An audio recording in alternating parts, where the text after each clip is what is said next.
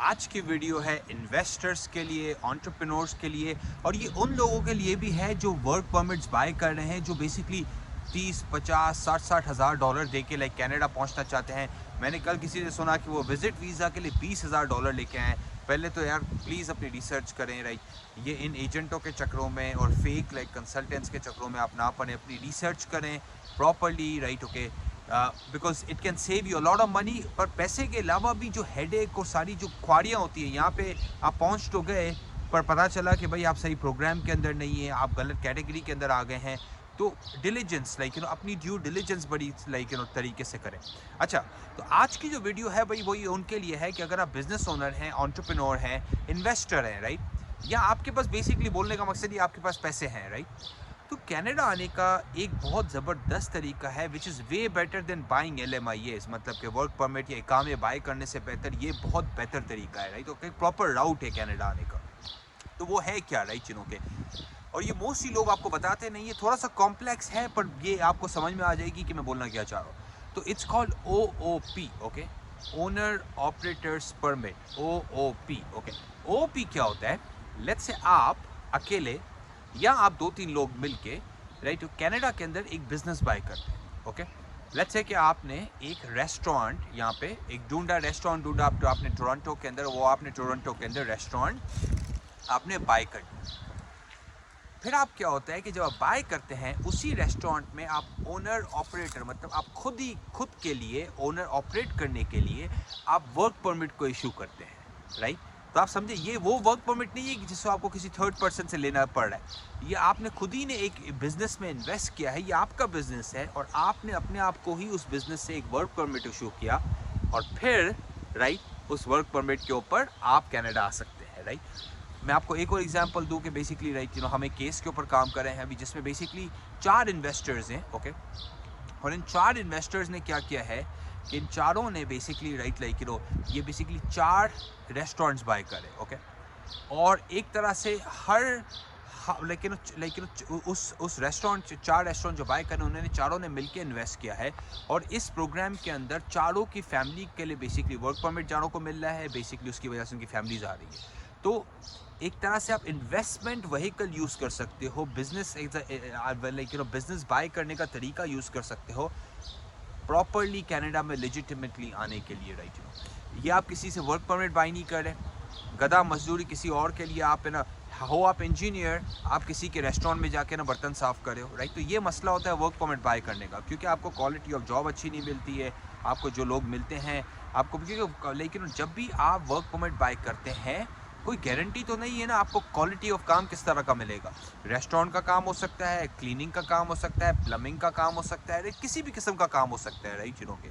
सो इस तरीके से आने में अच्छी बात क्या, और ये स्पेशली इन्वेस्टर्स के लिए अच्छा है और ये उन लोगों के लिए भी अच्छा है अगर आपकी एज 40 साल से ऊपर हो चुकी है या 45 इयर्स की हो चुकी है और आप किसी प्रोग्राम के अंदर तो फिट नहीं हो रहे, तो ये एक तरीका बहुत बेहतरीन है कि भाई आप OOP के थ्रू आइए, ओके। और OOP का एक और भी अच्छा फ़ायदा है, OOP का जो वर्क परमिट, जो LMIA इशू होता है, उसका रेगुलर परमिट प्रोसेस नहीं होता, उसको मार्केट के थ्रू नहीं जाना पड़ता। मतलब कि एक होता है जिन्हें थोड़ा बहुत टेक्निकल इन्फॉर्मेशन पता है, उन्हें पता है कि भाई जब भी इकामा या वर्क परमिट कनाडा का इशू होता है पहले कैनेडियन जॉब वेबसाइट पे हो जाता है, ताकि कैनेडियन गवर्नमेंट बोलती है कि हमें मेक श्योर करना है कि कनाडा के अंदर पहले लोगों को पहली अपॉर्चुनिटी मिले, राइट। जब कनाडा के अंदर कोई उन्हें नहीं मिलता तो आप बाहर के लोग आप जाके हायर कर सकते हैं। पर OOP के अंदर आपको ये प्रोसेस करने की ज़रूरत ही नहीं होती, तो आप बाईपास करते हैं इस प्रोसेस को, राइट। और ये एक एक्सेलेंट तरीका है। मैं आपको एग्जांपल दूं कि, राइट, लेकिन हमने रिसेंटली किसी को हेल्प किया, उन्होंने आके यहाँ पे आके फूड फ्रेंचाइज बाय की और ईजीली, राइट, वो ईजीली आ गए, राइट। और इसकी एक और भी अच्छी बात है जो लोग रियलाइज़ नहीं करते, which is the big thing, right.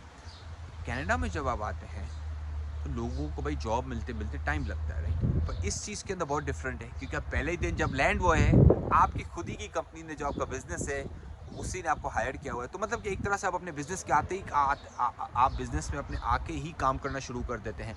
जब आप अपने बिजनेस के अंदर काम करना शुरू कर देते हैं तो भाई पहले दिन से ही जो आपकी रोजी रोटी और जो बेसिकली आपकी इनकम है वो शुरू हो जाती है। जब आपकी इनकम शुरू हो जाती है तो आपका फ़ायदा ये होता है कि भाई then you don't have to worry about जो स्ट्रेस होता है कि यार मैं 6 महीने का खर्चा लेकर आई हूँ, 8 महीने का खर्चा लेकर आऊँ, ये भी चले जाता है। अच्छा, और इसके अंदर ट्रांजिशन भी बच्चों के लिए भी, आपकी मतलब कि बीवी के लिए, आपके सिग्निफिकेंट अदर के लिए भी एक ईजी ट्रांजिशन होती है, राइट।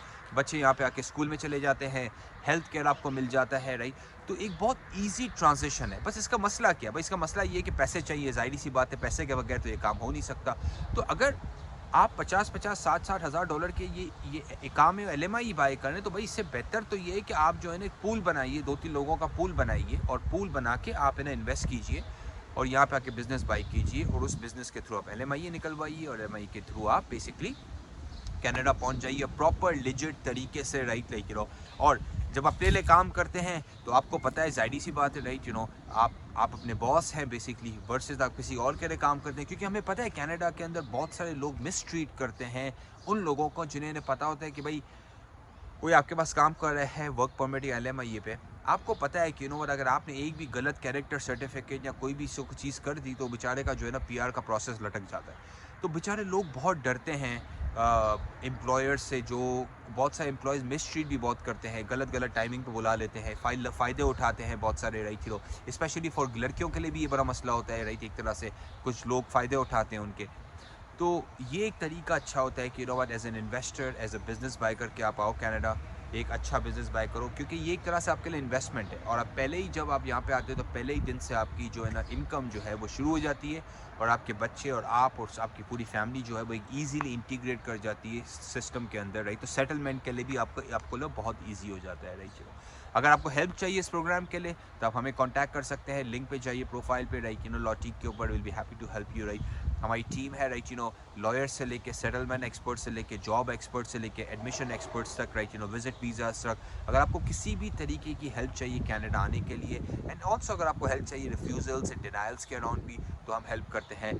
कमेंट्स में जाइए, शेयर कीजिए, लाइक कीजिए, सब्सक्राइब कीजिए, उनके साथ शेयर कीजिए जिन्हें ये हेल्प हो सकती है, उनके साथ शेयर कीजिए जो इकामे बाय कर रहा है, क्योंकि इकामा बाय करना इज़ सच अ बैड राउट। बेहतर ये है कि आप इन investment route low, like you know, एक लेजिटिमेट राउट है, एक लीगल राउट है, बनस्बत आप इलीगल राउट ले रहे हो।